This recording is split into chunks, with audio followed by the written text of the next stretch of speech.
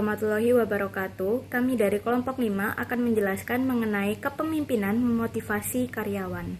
Sebelum itu, kami akan memperkenalkan diri terlebih dahulu. Saya Ebrilian Angelin Lauret, NPM saya 2501301033. Perkenalkan, nama saya Frisilia Sisitandiola dengan NPM 2501301043. Perkenalkan, nama saya Banon Salid Sauda dengan NPM 250 130 101 139. Perkenalkan, nama saya Bilqis Humaira Karima, NPM belakang 165. Perkenalkan, nama saya Wulan Setiawardani dengan NPM 25013010169. Perkenalkan, nama saya Katarina Yolanda dengan NPM akhir 187. Perkenalkan, nama saya Novisola Anggraini, NPM akhir 215. Lalu, untuk membuka materi kita pada hari ini, saya akan menjelaskan definisi dari kepemimpinan. Nah, menurut Richard L. Duff, kepemimpinan atau leadership itu adalah kemampuan dari seseorang untuk mempengaruhi atau menginfluence, memotivasi, dan memungkinkan orang lain untuk berkontribusi demi efektivitas dan juga keberhasilan organisasi.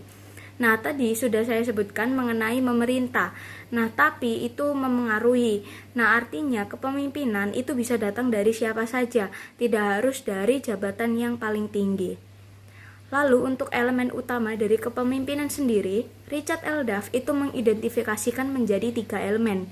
Elemen yang pertama ada pengaruh atau influence, yaitu pemimpin menggerakkan orang bukan karena terpaksa, tapi karena orang tersebut itu mau untuk digerakkan. Lalu pengaruhnya itu bisa lewat kata-kata, tindakan, maupun dari karakter. Nah, untuk elemen yang kedua itu ada tujuan bersama atau shared purpose, yaitu pemimpin dan pengikut itu bergerak menuju visi yang sama, bukan karena kepentingan pemimpinnya semata. Dan untuk elemen yang ketiga, terakhir ada perubahan atau change, yaitu kepemimpinan selalu berkaitan dengan mendorong perubahan, baik perubahan yang kecil maupun perubahan yang besar. Tanpa adanya perubahan, tidak ada kebutuhan akan pemimpin. Nah, untuk perbedaan dari kepemimpinan dan juga manajemen itu ada beberapa aspek. Yang pertama, dari aspek fokus, kalau di manajemen itu mengutamakan stabilitas dan juga efisiensi. Tapi kalau di kepemimpinan itu mengutamakan perubahan dan juga inovasi. Nah, untuk aspek yang kedua itu dari aspek cara kerja.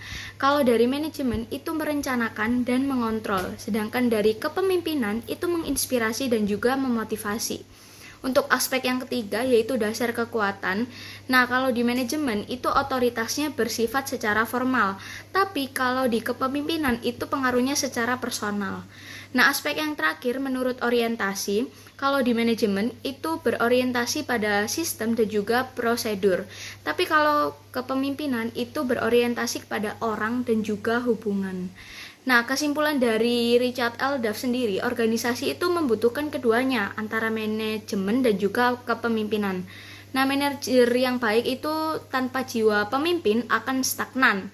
Nah, sebaliknya pemimpin tanpa kemampuan manajemen itu juga akan kacau.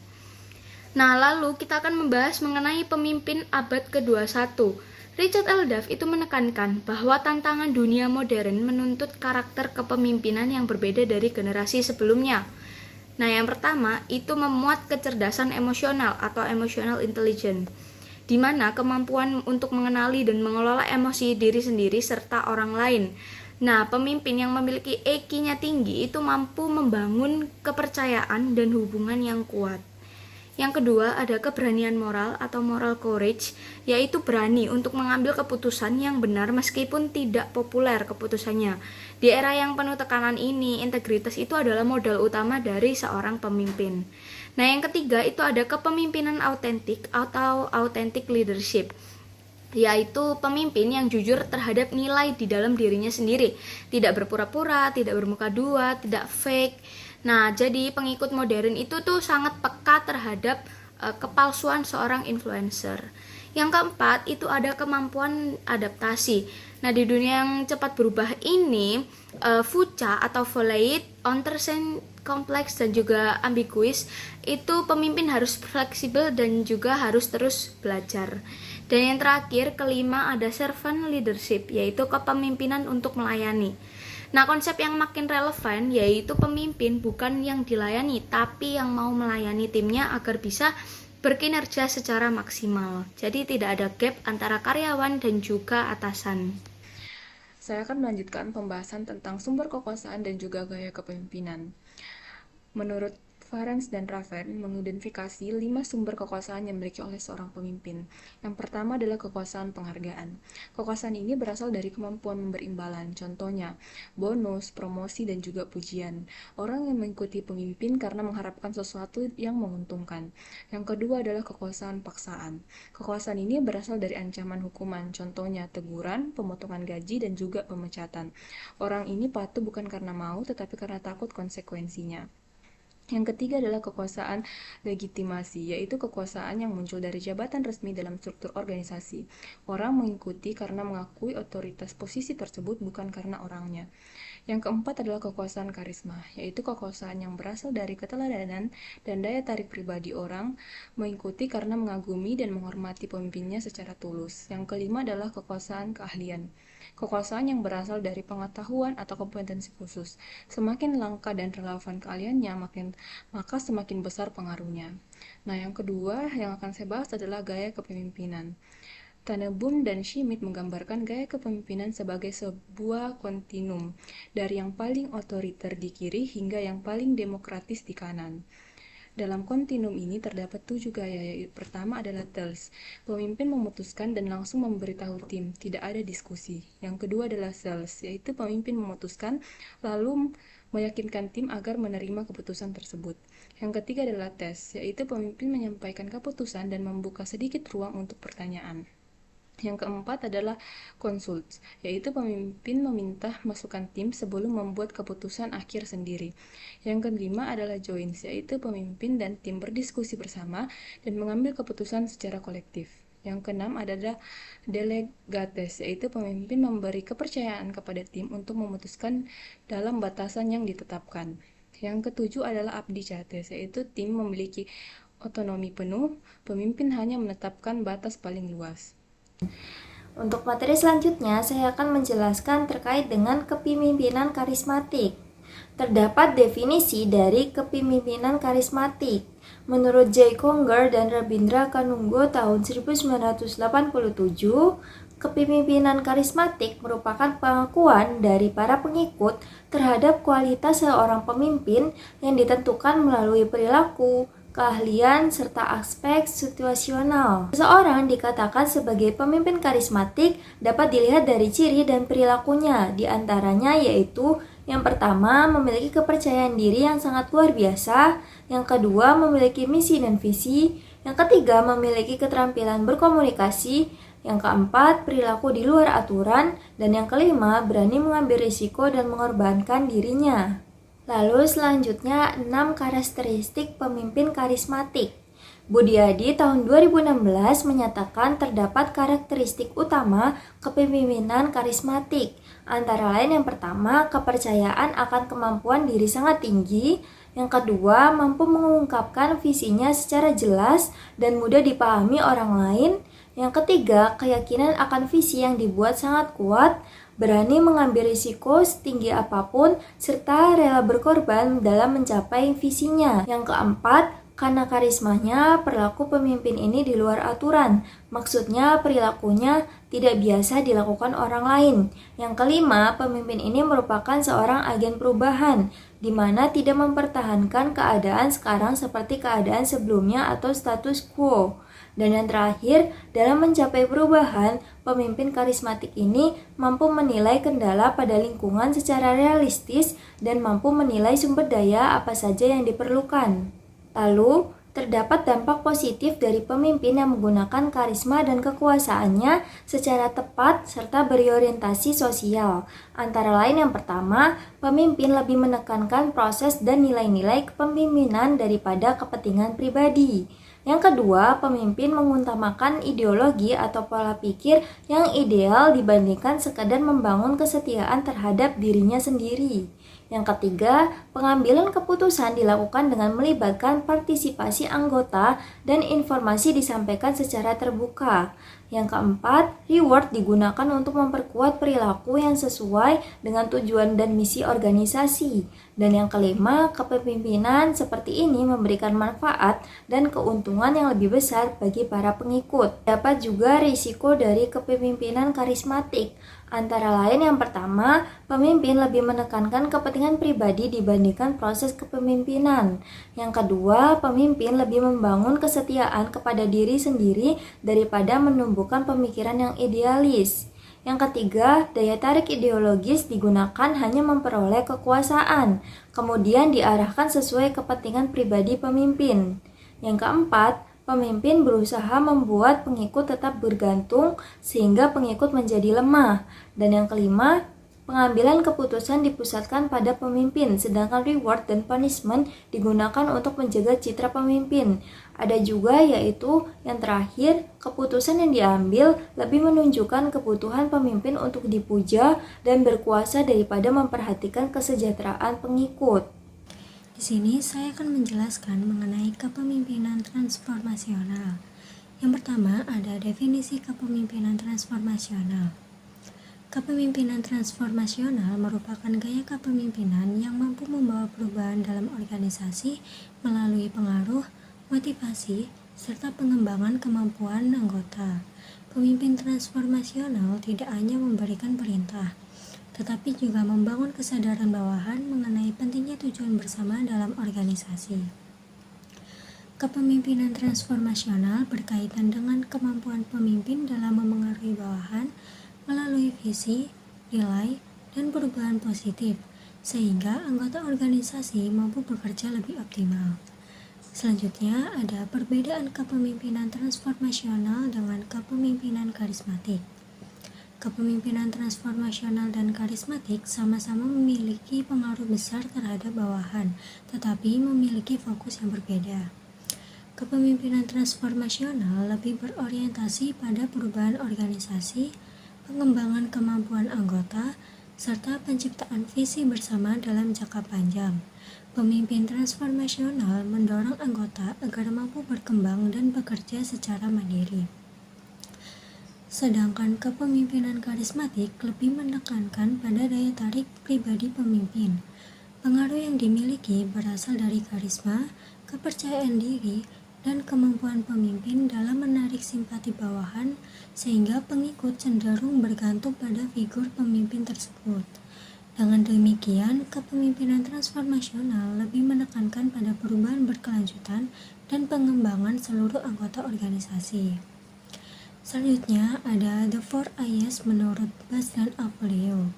Menurut Bass dan Avolio, kepemimpinan transformasional memiliki 4 komponen utama yang disebut The 4 I's, yaitu yang pertama, idealist influence, yaitu pemimpin menjadi teladan bagi anggota organisasi melalui integritas, sikap, dan perilaku yang baik sehingga memperoleh rasa hormat dan kepercayaan dari bawahan.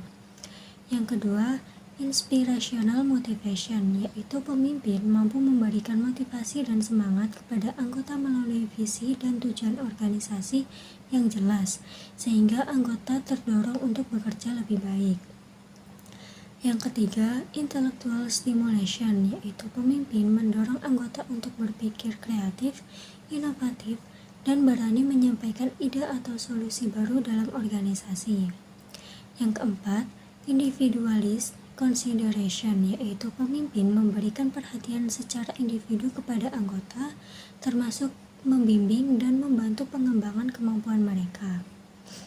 Keempat komponen tersebut menjadi dasar utama dalam membangun kepemimpinan yang mampu menciptakan perubahan positif dalam organisasi. Kemudian selanjutnya ada penerapan kepemimpinan transformasional dalam organisasi. Penerapan kepemimpinan transformasional dalam organisasi dapat dilakukan melalui beberapa cara. Yang pertama, menyampaikan visi yang jelas. Pemimpin menjelaskan tujuan organisasi agar seluruh anggota memiliki arah kerja yang sama. Yang kedua, memberikan motivasi kepada anggota. Pemimpin memberikan dorongan dan semangat sehingga anggota lebih percaya diri dalam menjalankan tugas. Yang ketiga, mendorong inovasi dan kreativitas. Anggota diberikan kesempatan untuk menyampaikan gagasan dan solusi baru demi kemajuan organisasi. Yang keempat, mengembangkan potensi individu. Pemimpin memberikan pelatihan, arahan, dan bimbingan untuk meningkatkan kemampuan anggota organisasi. Yang terakhir, membangun hubungan kerja yang positif.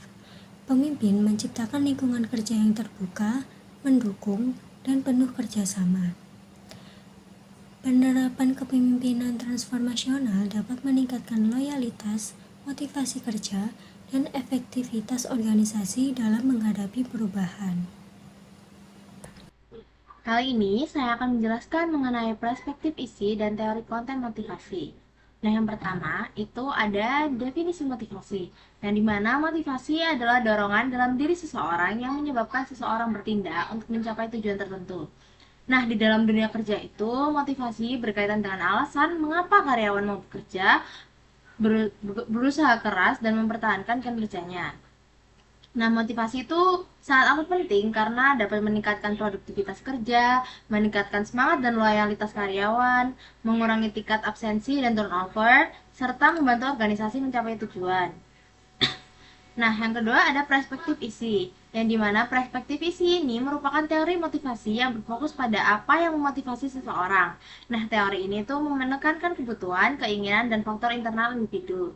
Nah, tujuannya itu untuk memahami kebutuhan manusia, mengetahui faktor yang membuat seseorang termotivasi, serta membantu organisasi memenuhi kebutuhan karyawan. Selanjutnya ada hierarki kebutuhan Maslow, yang dimana teori ini tuh dikemukakan oleh Abraham Maslow, yang menyatakan bahwa manusia memiliki kebutuhan yang tersusun secara bertingkat. Nah, kebutuhan tingkat bawah itu harus dipenuhi terlebih dahulu sebelum kita naik ke kebutuhan tingkat berikutnya. Jadi ini ada tingkat kebutuhan Maslow. Yang pertama ada kebutuhan fisiologis, yang dimana itu kebutuhan dasar untuk bertahan hidup. Yang kedua ada kebutuhan keamanan, itu kebutuhan akan rasa aman dan perlindungan. Yang ketiga ada kebutuhan sosial, yang dimana kebutuhan untuk diterima dan memiliki hubungan dengan orang lain. Yang keempat kebutuhan penghargaan, yaitu kebutuhan untuk dihargai dan diakui. Lalu ada aktualisasi diri, yang dimana kebutuhan untuk mengembangkan potensi diri secara maksimal. Nah, kelebihan teori Maslow ini tuh mudah dipahami, membantu memahami kebutuhan karyawan, berguna dalam pengelolaan SDM. Sedangkan kekurangannya itu kebutuhan setiap orang itu berbeda-beda. Lalu ada tidak semua orang mengikuti urutan yang sama dan juga sulit diukur secara pasti. Selanjutnya ada teori dua faktor Herbert yang dikemukakan oleh Frederick Herbert, yang menyatakan bahwa kepuasan dan ketidakpuasan kerja itu dipengaruhi oleh dua kelompok faktor. Yang pertama ada faktor Heinze atau pemeliharaan, yang dimana faktor yang mencegah ketidakpuasan kerja tetapi tidak selalu meningkatkan motivasi. Nah, jika faktor ini buruk itu akan berdampak kepada karyawan itu tidak puas. Nah, jika faktor ini baik, karyawannya itu belum tentu termotivasi tinggi. Selanjutnya ada faktor motivator, yang dimana faktor yang benar-benar mendorong semangat kerja dan kepuasan kerja. Nah, jadi kita dapat tarik kesimpulan bahwa perspektif isi menjelaskan bahwa motivasi muncul karena adanya kebutuhan dalam diri manusia. Nah, teori Maslow ini menekankan 5 tingkatan kebutuhan manusia, sedangkan Herbert membagi faktor motivasi menjadi faktor hygiene dan faktor motivator. Nah, kedua teori ini itu membantu perusahaan memahami cara meningkatkan semangat dan kepuasan kerja karyawan. Sekian penjelasan dari saya, terima kasih. Saya akan memaparkan materi terkait teori proses motivasi, yakni poin-poinnya adalah teori keadilan Adams, teori ekspektansi Vroom, dan SMART Goals Loki and Latham. Teori proses motivasi membahas bagaimana proses seseorang menjadi termotivasi untuk melakukan pekerjaan atau mencapai tujuan tertentu. Fokus teori ini bukan hanya pada apa yang memotivasi, tapi pada bagaimana motivasi itu muncul, berkembang, dan mempengaruhi perilaku kerja.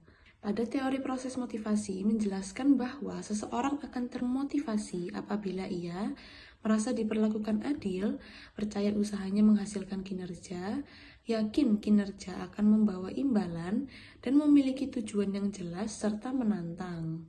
Masuk pada poin yang pertama, yaitu teori keadilan Adams, Equity Theory. John Stacy Adams mengemukakan bahwa motivasi seseorang dipengaruhi oleh perasaan adil atau tidak adil dalam lingkungan kerja.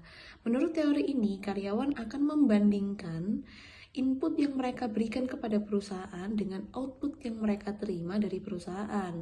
Kemudian mereka membandingkannya dengan orang lain. Nah, input sendiri adalah segala sesuatu yang diberikan karyawan kepada suatu perusahaan. Contohnya, waktu kerja, pengalaman, pendidikan, kemampuan, loyalitas, usaha, dan tanggung jawab. Lalu output adalah segala sesuatu yang diterima karyawan dari perusahaan. Contohnya gaji, bonus, promosi, penghargaan, fasilitas, dan jabatan. Karyawan itu sendiri akan menghitung perbandingan output dan input, lalu membandingkannya dengan orang lain. Jika hasilnya dianggap seimbang, muncullah rasa adil, dan jika tidak seimbang, muncullah rasa tidak adil. Kondisi dalam teori keadilan yang pertama equity atau adil, yaitu karyawan merasa usaha yang diberikan sesuai dengan imbalan yang diterima. Akibatnya, motivasi meningkat, semangat kerja yang tinggi, dan loyalitasnya itu meningkat. Lalu yang kedua, kondisi underpayment inequity atau merasa dirugikan. Karyawan merasa bekerja lebih keras dibanding orang lain, tetapi menerima imbalan lebih kecil dari orang yang bekerja lebih enteng. Akibatnya, muncullah rasa kecewa, produktivitas menurun, malas bekerja, dan dapat memicu konflik. Ketiga adalah overpayment inequity atau merasa diuntungkan. Karyawan merasa menerima imbalan lebih besar dibanding kontribusi yang ia berikan. Akibatnya muncul rasa bersalah atau berusaha meningkatkan kinerja agar seimbang. Contohnya dalam suatu perusahaan adalah dua pegawai itu memiliki jabatan yang sama, beban kerja sama, dan jam kerja yang sama, namun salah satu pegawai menerima bonus lebih besar tanpa alasan yang jelas. Pegawai yang lainnya akan merasa tidak adil sehingga motivasi kerjanya akan menurun. Lalu yang selanjutnya adalah teori ekspektansi Vroom atau ekspektansi teori. Victor Vroom menyatakan bahwa motivasi seseorang dipengaruhi oleh harapan bahwa usaha akan menghasilkan kinerja, kinerja akan menghasilkan penghargaan, dan penghargaan tersebut bernilai bagi satu individu. Teori ini menjelaskan bahwa seseorang akan bekerja keras apabila ia yakin hasil kerja membawa manfaat yang diinginkan. Komponen utama teori ekspektansi terdiri dari 3 komponen. Yang pertama adalah ekspektansi itu sendiri atau harapan, yakni keyakinan bahwa usaha akan menghasilkan kinerja. Contoh, seorang mahasiswa yakin belajar keras akan menghasilkan nilai tinggi. Jika seseorang merasa usahanya tidak akan berhasil, maka motivasinya itu akan rendah. Lalu yang kedua ada instrumentality atau instrumentalitas, keyakinan bahwa kinerja akan menghasilkan reward. Contoh, pegawai percaya jika target tercapai maka mendapatkan bonus. Jika perusahaan tidak konsisten memberikan penghargaan, maka motivasi karyawan itu sendiri akan turun. Lalu yang ketiga ada valence atau nilai penghargaan. Nilai atau daya tarik reward bagi individu. Contoh, bonus uang mungkin penting bagi sebagian orang, tetapi fleksibilitas waktu lebih penting bagi orang lain. Semakin tinggi nilai reward, semakin tinggi motivasinya. Contohnya dalam dunia kerja adalah perusahaan menjanjikan bonus besar bagi pegawai yang mencapai target penjualan. Pegawai akan termotivasi jika percaya mampu mencapai target, percaya bonus benar-benar diberikan, dan menganggap bonus itu adalah hal yang penting. Jika salah satu motivasinya tidak ada, maka keinginan untuk mencapai target akan menurun. Lalu yang ketiga adalah SMART goals, Loki and Latham. Edwin Loki dan Gray Latham menjelaskan bahwa tujuan yang jelas dan menantang dapat meningkatkan motivasi kinerja. Teori ini berkembang menjadi konsep SMART goals. SMART adalah metode penyusunan tujuan agar jelas, realistis, terukur, dan memiliki batasan waktu. SMART. Yang pertama adalah S, yaitu spesifik. Tujuan harus jelas dan tidak ambigu. Contoh, meningkatkan penjualan produk sebesar 10%, bukan hanya ingin bekerja lebih baik. Lalu yang kedua adalah M, measurable atau terukur. Tujuan itu sendiri harus dapat diukur. Contohnya, target penjualan, jumlah pelanggan, dan nilai ujian. Tujuan terukur membantu evaluasi keberhasilan. Lalu yang ketiga adalah atau A yaitu achievable, yakni dapat dicapai. Tujuan harus realistis sesuai kemampuan dan sumber daya.